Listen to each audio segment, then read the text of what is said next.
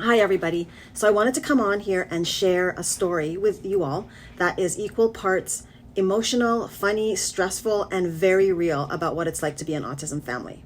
So this is about the day I took my 9-year-old daughter 3 hours south to sing the national anthem at a minor league baseball game. Now, my daughter, Leilani, has a dream. She loves the thrill of standing in the middle of a baseball diamond, singing homage to our country with so much commitment in her voice that people can really feel her gratitude for living in this beautiful land. And that day was one of her biggest moments. She was going to stand on the home plate and sing her heart out. But of course, as with most things with our family, it wasn't just about her performance. It was also about my 2 sons that were with me, both autistic. So one is nonverbal, he's level 3 autistic, and sometimes his meltdowns are so extreme that the entire public around us would notice. I mean, yeah. And that's the reality of autism parenting. So now, to be clear, those meltdowns don't happen often, and usually when they do, it's because something important in his needs got missed. So talking a bit about logistics about what happened that day, my husband couldn't come because he was working. So I had asked a close family friend to accompany me. He knows my kids, and I needed somebody to be with my boys while I stood down on the field with my daughter that day. So obviously I couldn't just leave my sons in the stands alone. So I thought about every detail meticulously. Evan, who's my nonverbal son, was fed. I gave him his favorite foods. He had enough water. He went to the bathroom. He wore comfortable clothes. He had all his fidget toys that I always bring when we travel. And he was genuinely happy. He knew our friend really well. They weren't strangers to each other, and they really like each other. And I really felt that we had it covered. Then the MC called my daughter down to the baseball field, and Leilani and I walked down there. And she stood at the home plate, and just as she was introduced, I heard that awful hurtling cry. And I looked up at the stands, and there was Evan. Popcorn and water were flying everywhere. He was having a full-on meltdown, and my poor friend was beside himself, trying to console my son. I could see him trying to put his hand on his shoulder, and my son wasn't having it, handing him more popcorn, handing him water, anything to make his meltdown stop. And it wasn't stopping. And I saw the people nearby. They didn't know whether to look at my son, who was having a meltdown, or continue to watch my daughter, who was in the middle of the baseball field about to sing the anthem. And then my daughter began to sing, and her voice was so strong and so beautiful, and it projected across the stadium. And for those 2 minutes that she was singing, she gave it everything. Meanwhile, Evan was still melting down. But luckily, her voice just encompassed the entire stadium. So when it was all over, my daughter high-fived the MC, she got cheers and accolades, and we walked back to our seats. And as soon as I sat down, my other son immediately went to tell me everything that happened. My friend was completely mortified. He was stressed. He was red in the face. And then Evan, he went from meltdown, frowns, to complete giggles. Like he literally flipped a switch when we got back. And then he started smiling and giggling, and then he started touching my face, and then he started touching my friend's face. When he does things like that, it really means he's happy. And then my friend, he went from red, completely mortified, to completely pale because he saw this flip of a switch. And then he says to me, "Really?" Evan chose those exact 2 minutes of the entire 6-hour day while your daughter was singing to have a meltdown, and now he's happy? Oh my God.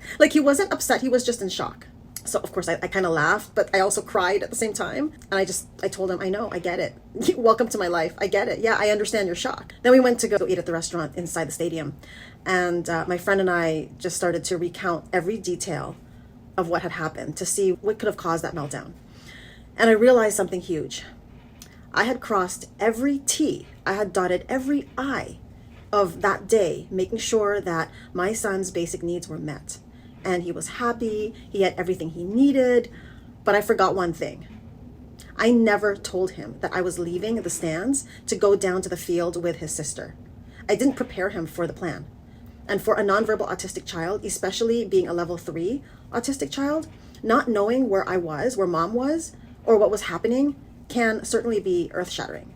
And it wasn't about food or water or comfort. It was literally about predictability. And me disappearing on him without him knowing why, that was the missing piece.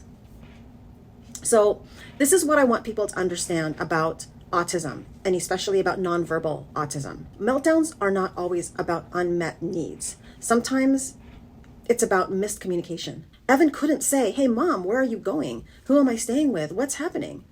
But he felt the loss of information deeply. Secondly, preparation is everything, and I thought I was prepared. Autistic kids thrive when they know the sequence of events.